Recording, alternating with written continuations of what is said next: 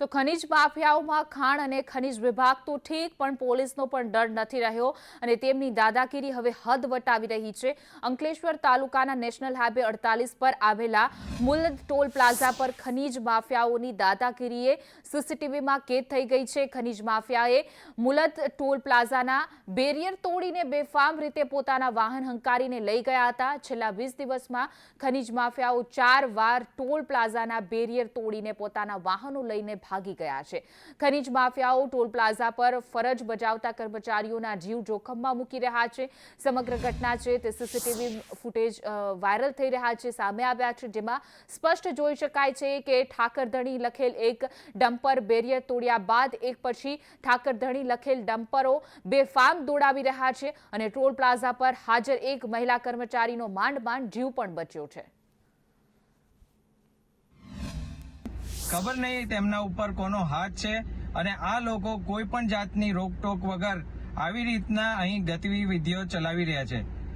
વચ્ચે જોવામાં આવ્યું હતું કે આવી જ પીળા કલરની ગાડી મામલતદાર કચેરી પાસે પણ રિવર્સમાં દોડી હતી અને ખાડીમાં પડી હતી। હવે આવી જ ફરી ઘટના બની છે। મારે આ તંત્રને આ વિડીયોના માધ્યમથી કહેવું છે કે આપ 2 દિવસમાં આવી તમામ ગાડીઓ ઉપર કાર્યવાહી કરો, નહીતર અમારે જાતે રોડ રસ્તા પર ઉતરવું પડશે।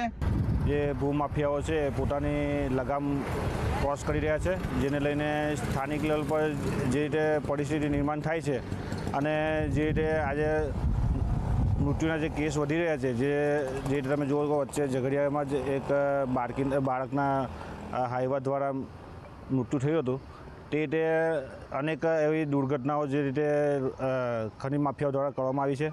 આમાં સરકારી તંત્રની મિલીભગત વગર, લોકલ ભાજપના જે કંઈ પણ નેતાઓ છે એ લોકોની મિલીભગત વગર આ વસ્તુ શક્ય નથી અને આજે સામાન્ય જનતાનો જે જીવ છે એ જોખમમાં મુકાઈ રહ્યો છે। આપણે સૌએ વિડીયોના માધ્યમથી જોયું કે કેવી રીતે એ લોકો બેફામ હંકારી રહ્યા છે। એક દીકરી ત્યાં આગળ જે ટોલબૂથ ઉપર બેઠી હતી એનો જીવ બચી ગયો છે। ત્યારે આ સરકારી તંત્રએ પણ જાગવાની જરૂર છે અને આ ભાજપના જે નેતાઓ જે બેફામ બન્યા છે એ લોકોને પણ આ જગ્યાએ અટકાવવાની જરૂર છે।